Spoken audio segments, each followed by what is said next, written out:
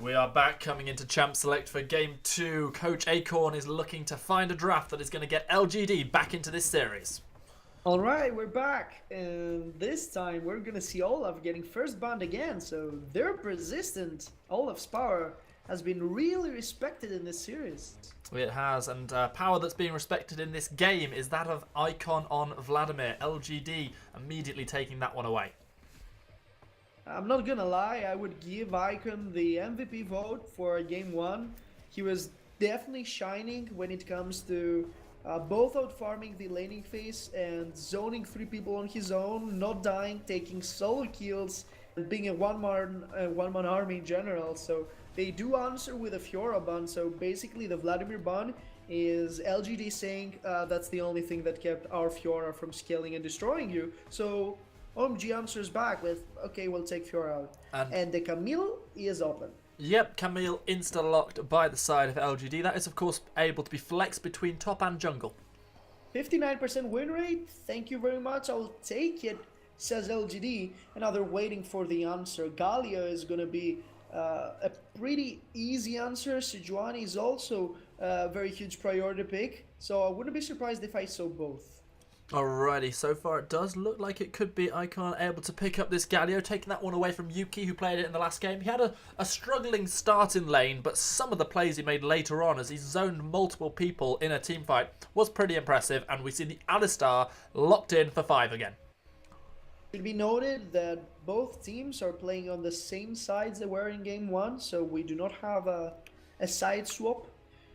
A lot of hard engage being completed here by OMG with the Alistar and the Galio lock-in. Of course, a lot of frontline too. So Jarvan will be doing a good job since he is one of the champions that stops the disengage and the retreat of a Galio with his Cataclysm walls. And also, he is one of the champions with the armor shred that might be enough to burst through Galio in the early phase. Alrighty, Rise the final lock-in from LGD for this part of the draft, and it does look like we might see World 6 going back onto the Skarner that he played so very well. His Impale, his Flash Impale after the Predator was triggered at the end of the last game was pretty much what signalled the beginning of the end for LGD. We did see a lot of pressure by a Skarner being used in Game 1 towards the Galio, so logic says that if you deprive it from LGD right here, they cannot punish us the exact way we showed them that could even work on us. So right here, both Galio and Skarner are taken. As power speaks on their own, they're pretty powerful, but they have already heavily invested into frontline, so their last picks are pretty predictable, and LGD should use that information. Bliss, neither team's picked up an ADC just yet, and we already see the Xayah ban coming out of OMG. That is something I condone, because right here OMG are pretty much in need of a good ADC too. So you do know they're gonna have the first pick, so they can grab that ADC, and banning ADCs right here is hurting both the team of LGD and themselves. So I'm actually surprised they're doing that. But they have to invest now. Now that they have banned one, they need to invest into applying pressure to the bot side. And they do that by banning out the Taric, obviously comfortably aware that they have the Alistar for themselves already, happy to pinch the pool of PYL. Right here, try saying that fast 3 times, Bliss. Pinch the pool of PYL. That's tough. No thanks. I know I'm gonna miserably fail on that one, so I'm gonna dodge for now. Caitlyn, yeah, that makes a lot of sense. Very strong lane bully, one of the few champions that can apply pressure into mid and late game, and also being able to disengage through the Jarvan Cataclysm without using the flash. So I was really thinking that the team of OMG needs something like Varus or Kog'Maw, but it's going to be severely punished by Jarvan. And Caitlyn is actually a mid solution to that, so you don't get that strong of a late game with your ADC hyper carry, but you do compensate with some much easier early game. So what do LGD do in response? Well, PYL locks his Braum in from last game, and FDY takes away Chelly's Trist. What has happened here is we've ended up with the Tristana Braum lane taking on the Caitlyn and the Alistar. Tristana is really hard to play against the Caitlyn. Like Caitlyn has the ability to bully and pretty much destroy the early game of a Tristana with the tiniest of mistakes. So right here, FDY will have to be super ready and super prepared for anything that comes up. And by anything, I mean, look at this. It's not the 3-man front line with 2 hyper carries. This is a 4-man front line around Caitlyn. You have Gallius, Garner, Shen, and Alistar. And one thing's for sure, this OMG lineup is designed to play 4 or 5-man dives on bot lane with the Stun United and the Heroes entrance. I'm expecting a lot of stuff to happen on the bot side. There's a massive amount of global pressure coming out of the OMG ultimates. The heroic entrance and the Stand United you talk about there. Jiang is going to be looking to make as many plays as he can, and I'm sure Icon will want to be at the heart of everything, just like he was in the last game. Here we go, we're getting ourselves into game 2. We see OMG only 1 game away from securing the win in this best of 3 series. LGD looking to take us to a decider. So LGD have picked accordingly. Right here, they are playing some very strong champions individually. Like both Jarvan and Camille have really strong win rates. They're really good champions against tanks in general, which are gonna have plenty against them. And on top of that, I think that the ability of Ryze to destroy and shred through piled up targets can really shine versus the 4 melee lineup of tanks that OMG have collected right here. So LGD has the tools to play against OMG's lineup. They can apply pressure to the Sen, they can shut down Galio in the early laning phase as we saw in the previous game, and they're gonna be able to predict the action that comes in the bot side with a 5-man gang. So they need to go for the mirror moves, they need to apply pressure in the other side of the map. Hopefully the execution comes with a 1-for-1 result so we can see a game 3. Alrighty, will we be going to game 3? That's certainly what our fans here in the arena want. We saw some of the OMG fans hiding behind their banners. Well, I'll tell you what, the side of OMG, there were smiles as we saw the player cams a moment ago. They look a lot more confident having picked up that first victory. There has been some uncommon movement for the taking of the shrines. There it is, it's gonna be 1-for-1. That's oh yeah, that's pretty common right here. What I want to say is that basically I'm expecting Ziyang to receive a lot of pressure in the early game, especially since both Camille and Jarvan synergize so well with each other. Well, Jarvan is basically the pick that sets down Galio in the best possible way. With his ability to position right behind them, Galio will not have a disengage. So both solo lanes of OMG need to be extremely careful, especially since he started bot side. Alrighty, both junglers picking up their buffs. We get a chance to look at the keystones on display. Unsurprisingly, we've got the Skarner with Predator all over again. Ryze will be running that unsealed spellbook, so we'll have to keep tabs on his summoner spells as the game progresses. I wouldn't be surprised if I saw either of the supports going for unsealed spellbook, since there's so much global control in the game. Basically transitioning into teleport somewhere along the mid game, and the lines of level 2 ultimates would make sense. Instead, though, because of the changes to unsealed spellbook, we have got Guardian on PYL, and we've got the Aftershock for 5.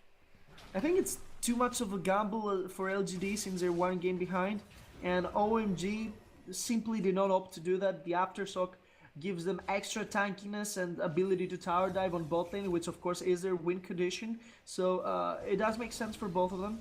Meanwhile, look at Icon. He's already being shredded through that huge minion wave, since you know what, Ryze is one of those champions that are really strong as a lane bully. Oh, Chelly! FDY getting super aggressive. Chelly caught out. Jarvan comes in with the gank, and that is an early first blood. Lots of summoners blown in the bot lane, but FDY comes up with the kill.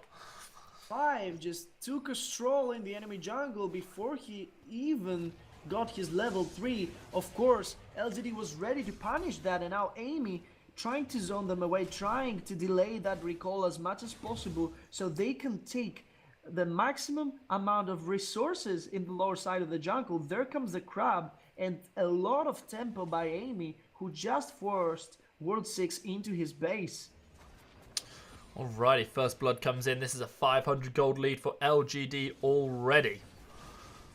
There it is. Actually, the solution to the problem against Yuki's rise, Icon has opted with the regeneration masteries that are going to compensate a lot for the lost trades, and it makes sense. If he's lower than half HP, it does a much better job than the 6 magic resistance or even the conditioning mastery. World 6 on his recall, opting not to complete the jungle item, instead to pick up the second jungle item in the Hunter's Talisman to go along with some boots. So he's going to be able to get access to that Predator even earlier.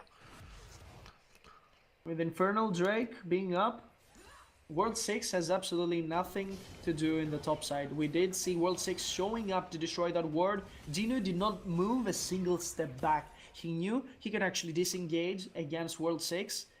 Even if they went for the 2 versus 1 right there for the gang, but that shows how incompatible Skarner is with Shen, with ganks on the top side. So this makes OMG's lineup predictable. They know Skarner will be on that bot side. He needs to be near that Infernal Drake that Amy is capable of soloing after a certain level, and he also needs to be there for the 5-man ganks. So Gino in maximum pressure and afraid of the ganks of World 6. What do you make of the fact that despite the first blood going over to FDY, we do see Caitlyn, Chelly in this game, getting that nice early CS lead despite the disadvantages that she's been put behind in lane, and picking up the cull as well?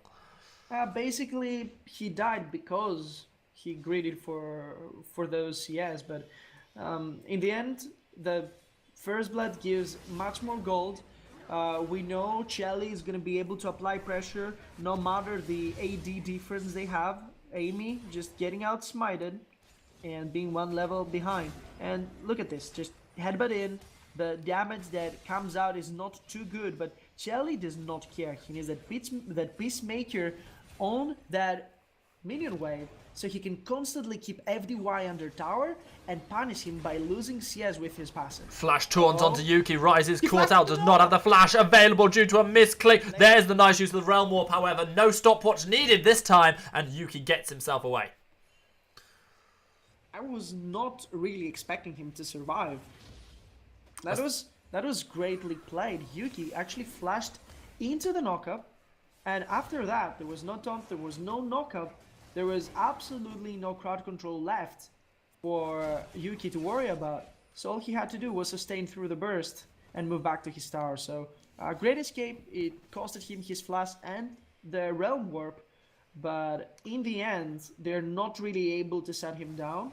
But luckily enough, OMG are going to play in a similar way we saw LGD play before. World 6 manages to land a stun onto PYL. Knockup comes in from Icon. He picks a kill up straight away. We saw the Infernal Dragon being started up. It was stepped away from by World 6, but he's going to go right back there now. That can go easily uncontested because Chelly will be hammering minion waves onto the tower of FDY on the bot side, and on top of that, there's no flash from Yuki. He's going to be an easy target to the Impel once World 6 hits at level 6, and after that happens, like, Galio is not able to be shut down anymore. There's nothing they can do to shut down Galio now. Right, and will we see the Rod of Ages build that we got out of Yuki from the last game on Icon's Galio this time? Something we certainly will be seeing for the second game in a row is OMG picking up the first Dragon and Infernal. Let's see what the second one's going to be. Infernal. Oh, well. Oh, baby, that's what we want to see. You know what the funny thing is? They choose to go for 4 tank lineup, and now the Infernal starts spawning like their minion waves. So this is definitely unlucky for the team of OMG. Of course, it's not going to be wasted, but those Infernals could be much more useful with a different lineup. And of course, they need to be deprived of a Ride and a Tristana. Hey, Bliss, you've got to get that extra damage onto Alistar. Yeah, that definitely cannot be underestimated, because a lot of people don't really understand what kind of burst Alistar offers to a bot lane without a single item, and that's all through his base stats. So AD and AP are gonna do absolutely nothing for him. So good thing that that Infernal was secured. Alrighty, meanwhile, Rice has gone back, picked up a Tear of the Goddess and that Catalyst as well. Also seeing the Catalyst on the Galio. Still unsure as to exactly where this is building, but it looks like it could well be the Rod of Ages again. Yeah, it makes sense. There's no magic damage output from The rest of the anything team. else. Yeah. So Icon will be able to go for the Rod of Ages, grabbing that magic resistance versus Camille, Jarvan, Tristana with the Abyssal Mask. Not really a good option. Oh, Cataclysm in, Stand United. Here we go. Amy's going to have to flag and drag himself out of there, using the flash as well, just to escape from the Shen, who arrives to keep his jungler alive. I think that World 6 got pretty much everything there. He did burn his flash, but overall it was a worse trade for Amy, who stepped into the enemy jungle. Yes, that was my initial impression too, but if you take a quick look, now both junglers don't have their flash, and a Jarvan is perfectly capable of delivering ganks without his flash, but World 6, he needs that Predator Flash Impale in order to surprise his opponents and be able to catch them completely out of position. But right now, without his flash, Skarner's power to apply pressure on the map severely deteriorates, while Amy's Jarvan is gonna still be very strong throughout the next minutes. Yeah, very valid point, Bliss. It has definitely taken away the playmaking potential of World 6, but it hasn't taken away the playmaking potential of 5. He comes in, Impale onto Yuki from the Skarner. 5 picks up a kill, and just like that, we see the gold lead flip over to OMG. You might have taken my flash, but you have not taken my teammate's flash, and I do have Hex flash. I have a Galio that can initiate with me with taunt, since Yuki has not been taking cleanse. So that is another thing OMG are looking to take advantage of. BYL getting caught right onto the wall. He's gonna get stunned. Icon just delivering some damage, but it's definitely not a threat. No, not a threat just there, but certainly starting to look good for the Galio, who finds himself up on CS. He's got himself that kill advantage over his laner as well. This is just how the last game started for Icon. Yeah, but I'm loving this game for OMG because Infernal Drakes are spawning and they're on the red side. Red side has naturally better defenses and better access to the Dragon Pit. So they're gonna be having extra chances of grabbing that. The Caltech very early on by Chelly has been used so well because it almost stacked. Oh, World 6 is so low, he's gonna go down. Jinnu goes down, but here comes the Galio ult. This is gonna get 2 kills for Icon. He comes in and obliterates Jarvan and Camille. The Herald will be the next to fall. The Eye will be picked up, and this could mean a first turret blood on top of everything else that OMG just gained. Second Galio double kill we do see today, and just let's take a look how it happens. It all starts with the Rift Herald engage from Jinnu in a 2 versus 2 situation, and Skarner drops like he's a Janna. Right there, Galio follows up, and the amount of damage the Winds of War can apply along with the hero's entrance are always underestimated by tanks. Right there, I think that Jarvan, Amy, having that Cinderhulk, was thinking he can go through it and sustain it, but in the end, that's way too much damage, even with a Blasting Wand being the sole AP item that Icon had. Icon had a fantastic, I believe it was 8-4 and 7 game on Vladimir in our last match of this series. Well, right now he's 3-0-1 at 12 minutes, and he's really looking to be the carry he feels his team deserves. I love how Chelly has progressed through his early game, since he has completely Hex Flash. Hello, Yuki. There we go. The knock-up's going to come in. The headbutt, the pulverize. Yuki going lower and lower. The taunt lands from Icon. World 6 picks up a kill, and that was made to look so very simple as we see the Herald channeled in the mid lane. Where's a cleanse when you need it? You have all those tanks applying crowd control on top of you, and there's not a cleanse, and this is getting punished twice in a row by the team of OMG. Rift Herald being used on mid. Of course, 3 tanks, 3 melee tanks having no damage to finish off the tower. That is the price you pay for that beefy front line. but they have dealt enough damage. They have been shutting down Yuki for a second game in a row, and as that happens, the Realm Warp pressure over Rise is not being used on the bot side, so that tower slowly gets destroyed. Tower, headshot after headshot, with Shelly having that static sieve already and the stacked Cull being sold. He has a golden early game. As the second Infernal Dragon appears on the Rift, we do see the teleport burned by Jiang. He immediately goes for the taunt onto Jin, who gets a decent bit of damage down onto the enemy top laner. There is that no... an Infernal Drake rush? It looks like it could well be, but we do see Zhang. He's going lower and lower. Has to flash. Sorry, it was Jinu who was going lower and lower. Has to flash away from Zhang. Zhang, of course, will have that stand united to get to his team should a fight break out around the Infernal. And World 6 is looking to make that fight happen. PYL having to use the Glacial Fissure, but he's stuck because the Impale comes in. PYL taking a lot of damage. He has got the backup of his jungler and he's going to get himself away, but he does have to burn the flash for the pleasure of living. That was definitely necessary. World 6 right now has no Impale and he opts to pull the dragon out. Of course, the team of LGD is gonna see that. So let's see, are they actually gonna contest it? They definitely look like they're willing to go for it, but it's already too low and it is gonna be secured. With 2 Infernals in 14 minutes, that looks super good for OMG. It looks really good, but like you've said, Chelly's the only one who's really going to be affected massively by it. And I do feel like if OMG... Yeah, that's true. I feel like, though, if OMG had perhaps slightly stronger carries, maybe LGD would have wanted to contest that dragon a bit more than they did. Yeah, well, again, you don't have a choice. Infernal Dragon is too much of a priority to gamble letting LGD getting it, so it's always so good to get it, even in these lineups. Of course, with Icon itemizing through the ability power, it's still going to be very useful. PYL is getting caught. He is. Five just absorbing all of the damage. Chelly taking PYL lower and lower. Icon goes legendary with his 4th kill of this game, and absolutely the amplification coming through from those 2 Infernal Dragons has certainly helped him. That's definitely so good right here. He has 100% kill participation. That's exactly how a Galio should look like. With a champion that shines with global control, we do see the Tower First Blood being taken as a result of his roam.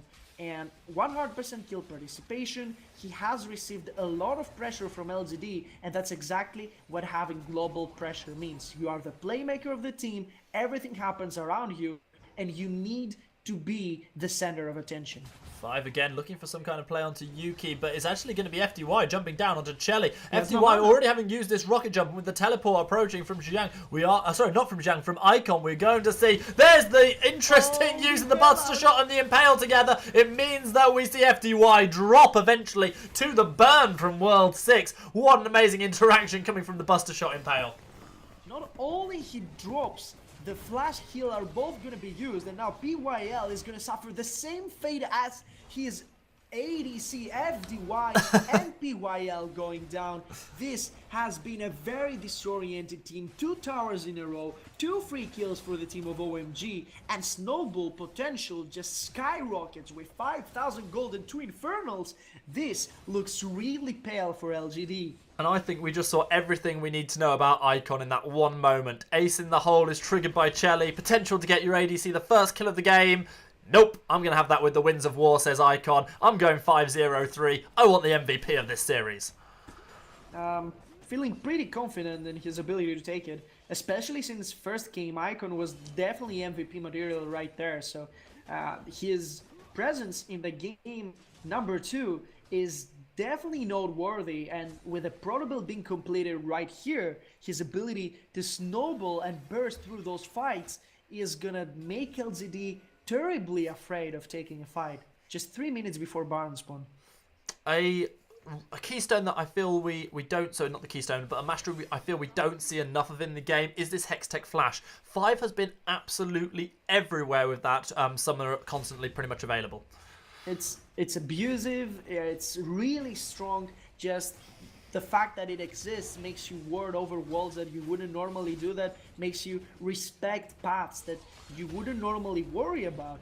And your ability to apply pressure with the Hex Plus is actually what makes Alistar one of the strongest supports in an engaging manner. And right here, Alistar is basically playmaking equally as good as Icon. 5 is doing a fantastic job of being all around the map. He has got himself up to that roughly sort of 80% kill participation at the moment. Turrets are dropping down left, right and centre for the side of LGD. They're now missing all of their outer turrets. They did manage to take one in response, but they still find themselves 6,000 gold behind as 5 prepares his next trap.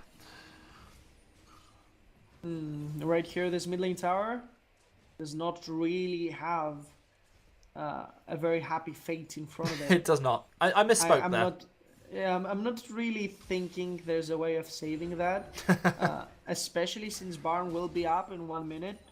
Right here, I'm pretty sure Caitlyn will be abused to the maximum. I think LGD will have to basically give away even most of their inner towers with some gleam chance of coming back after 25 or 30 minutes. I think OMG can dictate the pace of the game as long as FDY is set so far behind. He is afraid of that massive crowd control output threat that OMG has, and World 6 will be applying pressure with a Predator every single time FDY goes for a defense on a tower. As you predicted, the mid lane outer turret of LGD did not have a happy fate in store for it. It is now gone for this entire game. And as you've probably noticed, I said earlier that all of the outer turrets were gone. Well, they are now. And the other turret that was already gone, that inner turret down in the bot lane, just giving so much roaming potential. And Camille can't push up that safely, especially whenever there's a potential for Predator Skarner to be around. Well, the only thing Gino can do is scale up and apply split push pressure as much as possible. Of course, he is the answer to Icon. He is the only one that can destroy Icon on a 1 versus 1. And of course, that isn't even the case right now, since 5 kills and 3 assists make him so much stronger gold-wise. So he will need to wait a little bit at scale. But right now, they have much more important things to worry about. That's going to be Young just lost his flash. He did, yep. It's going to be flash away from Shen. However, he hasn't died in lane to, or even been harassed that heavily by a Camille who's decided to go with the Arcane Comet. So a lot of that sort of early game poke and pressure Gino was hoping to put out hasn't really been paying off to full effect. Basically, you compensate with the Regeneration Mastery and the Resolve tree, and you're fine. PYL does get headbutted again by 5, who has absolutely been winning support or combat every time that the 2-step near. Rise does manage to pick up a turret in the top lane. Yuki doing some good work with the split push against Shen. It's still a close game. It's 5,000 gold lead. It's 2 Infernal Dragons for OMG. It's 4 turrets to 2, but there is still absolutely the potential for LGD to fight back and take us to game 3. Oh, that potential might drop down because a double taunt onto Yuki. Shen's there. There's the Galio. Here comes Camille trying to save her mid laner, but not going to be able to because down goes the Rise. Galio picks up a 6th kill, but now Camille in the 1 versus 1. What can she do against Icon? The answer is pretty much nothing, brah. Ocean Dragon picked up by OMG, and they have continued to push their advantages in this game. That is so bad for the team of LGD because Yuki was the only lane assignment that was winning for LGD. Oh, Jinu wants round 2. Wants to get the shutdown. Gonna get it as well. Jinu becoming very relevant all of a sudden, getting 2 kills in quick succession. We do see Chelly taking down the mid lane turret, but will we see a fight? FDY lurking in the background. He's going to try and get himself to safety. He takes a Piltover Peacemaker to the face, and the Predator is used by World 6. The Stand United channeled, but the Buster Shot looks like it's going to keep FDY alive.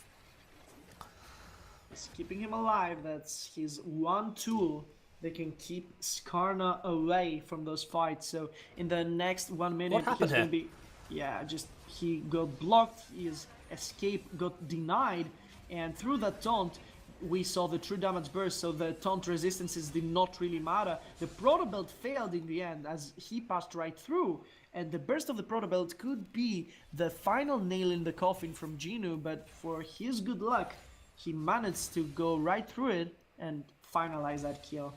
Yeah, Galio did miss the prototype, but he's got that item alongside a fully stacked Rod of Ages. He's got the Seeker's Arm Guard and the Ninja Tabi to negate a lot of the AD that's going to be coming out of the opposition. Now. It's 500 gold sat down already given away. Not saying it's going to change you're right. The advantage, but it's that Saturn you're trying to really avoid. It's the fact that with one mistake, the enemy team is getting as much gold as you have gotten through perpetual persistence and good plays through the entire early game, and that has already been given away. Genu pretty happy. Look at the gold. He is 1,000 gold ahead in a team that is 5,000 gold behind. Yeah, this is the so problem. You can understand what's going on. He's 1,000 gold ahead, but his mid laner and ADC are both 2,000 gold behind, and that's not a situation you want to be in. And in a moment, it might be a situation Genu doesn't want to be in as the Predator Skarner appears, uses the Rod of Ages, sorry, not the Rod of Ages, the Righteous Glory to speed himself up. Not going to be enough to catch on to Camille, who's able to use her long legs to get to safety. Legs? Surprisingly, he was outrunning him. Yeah, is legs the right word there? I need to be careful here. Like, how is it possible for Genu to actually be so safe versus a Skarner with tier 2 boots, Predator, and Righteous Glory? Him wasting everything just to chase him and still not being able to catch him. Yeah, those blades being put to great effect by Genu, getting to safety. Nice use of the skills, that grappling hook thrown out onto the wall. The vision control game that we saw a lot of in our last game, in between pauses, has come back at the 25-minute mark, and it is now all about which team controls the Baron Pit. Right now, as we look at it, were we to see Fog of War, OMG has complete control. Can they get enough pressure around the map or a pick to be able to pick up this buff? Surprisingly, LGD are still, again, playing the split push game. Again, they're playing a split pusher that is having the upper hand. Again, LGD win condition is that split push winning, and it's their only part of the game that's going good. Right here, Genu has the capacity of beating Ziyang in a 1 versus 1. He has the capacity of stopping his Stand United, and yet the 4 versus 4s from OMG might be stronger in a level that will be translated into Baron. So I'm not really sure again, but right here, OMG are really feeling the threat. They're seeing that bot lane being constantly pushed into the tier 2, and they know they can basically stand united in and go for the Baron, but they don't really understand what they will be giving back, and they don't really want to risk trading that. Alrighty, so again, we just step back to the vision control. There's plenty of control wards being put down, and right now this is enough for OMG to pull the trigger. They have started this one up. There is going to be an immediate response from LGD though. They're baiting. They're waiting for that face check. Genu, oh my god, that damage. Oh, the fight's breaking out on multiple levels. We do see the Skarner going lower and lower. Has managed to get the Impale, but goes down to FTY. Tristana with 1 kill. Golden Icon is going to be able to dash himself away with the Hextech Brotobelt. In the top lane, I don't know what happened, but both the tops are dead. Both Shen and Camille will not be able to join this fight. 5 following the flash of PYL, going to be able to pick up a kill. Now we see the dash forward. There's the Winds of War raining damage onto FDY. It's going to be a 2-for-2 across the map, but the flash forward from Chelly. He needs one more shot. Is he going to be able to go? Oh, what a kill! The static shift proc, and it's going to be Caitlyn with the double kill, and that could well mean Baron.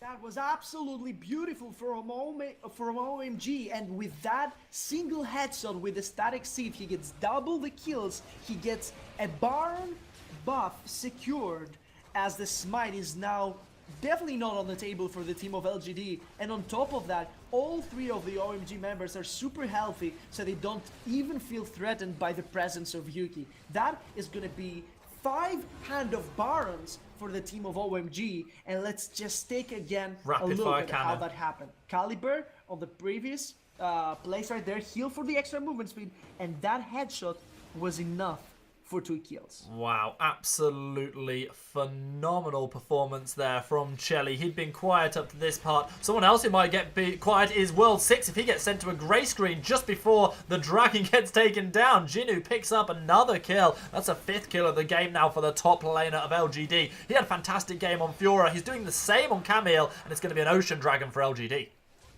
That's okay, I guess. It's a notion. It's no like, Infernal, but that is what's going to be next. You have to play against 2 Infernals. You need to play against 5 Hounds of Baron, and you managed to get a kill. So that is the real good news. The death timer that the Hound of Baron is not going to be able to be used since 4 versus 5 shoving is too dangerous. And oh, there it is. That's Jinnu is completely caught out. Taunt is going to land this time. Flash from Jinnu to try and get safety to preserve that shutdown gold. Keep it out of the pockets of OMG. They do get the flash out of Jinnu though. Definitely miscommunication right there from OMG. Like 5 had him locked up right beneath the hero's entrance, and he headbutted him away, which in the end was enough for Jinnu to save himself. But they did burn his flash, and that will make him much less dangerous in the fights to come. And Hand of Baron will be very strong when you see that Caitlyn is sitting on 5 items. He will have the maximum peeling of 4 heavy crowd control tanks around her, and the Hand of Baron along with those traps are gonna zone everyone away from those towers. Let's see then just how much OMG can do with this buff. We've got the top laner Jinnu of LGD. He is a combined 13, 5 and 4 across 2 games, Bliss. How crucial is his positioning and his rotations to the potential of LGD coming back in this game? We're talking about Jinnu, right? We are indeed, yeah.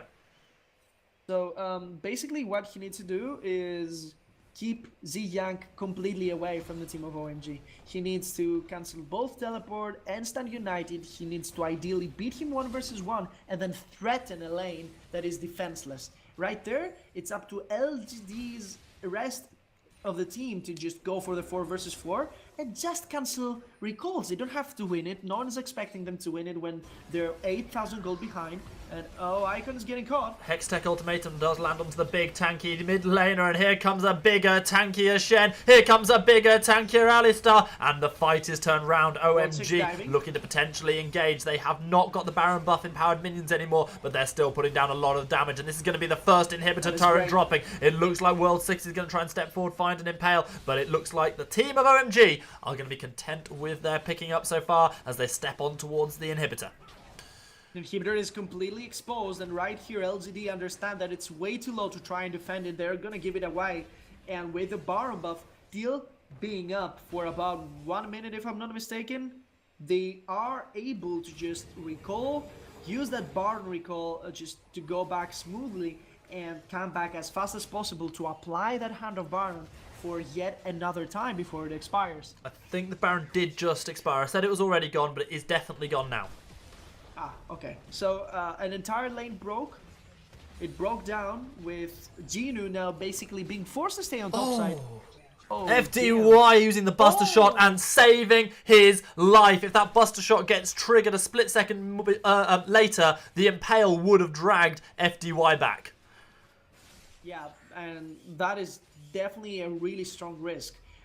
Basically, when you're playing Skarner, you can actually press that impale on your opponent and then flash on him, so it instantly gets into effect in the minimum amount of time, and that is something that World 6 did not do. He got punished with his flash for it, and right now I'm thinking LGD is definitely having some good chances into surviving until the next Baron.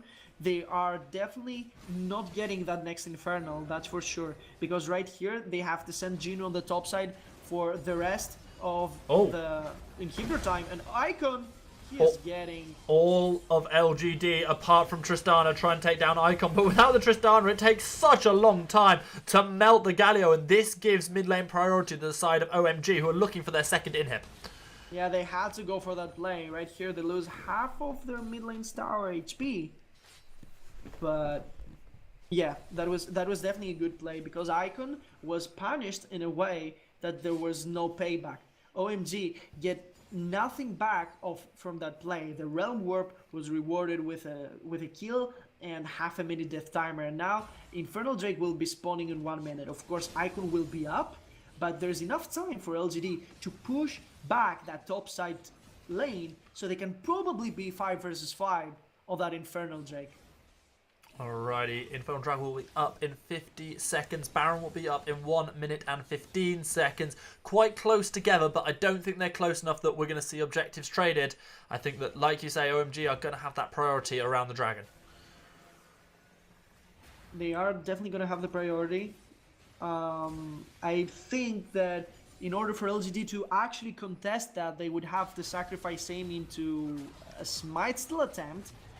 OMG are definitely gonna crack open that mid lane right now since everyone is around Shelly, giving him so much space to deal free damage. There's no way Amy can get back there without getting killed or without having the follow-up blocked up by OMG, and they're looking very eager to go in.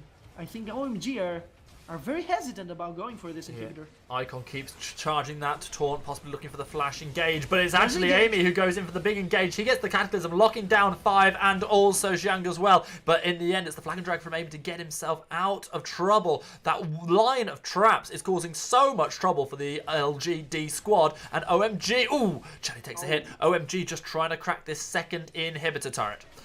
He's very patient, very hesitant, but they don't go back. There's engage though. Patience is no more. Here's the fight. FDY picks up a kill onto 5, but in the meantime, Skarner picks up a kill onto Camille. There's a big hero's entrance, and it's going to be enough to take down FDY. The ace in the hole flies through, and oh my god, they look like they're going to take the win. It's going to be OMG taking down a second inhibitor turret. They've already got super minions on the Nexus. This could be the best of 3 series win. This could be OMG securing themselves a 3-8 score in Group A as they look to try and push towards the playoffs.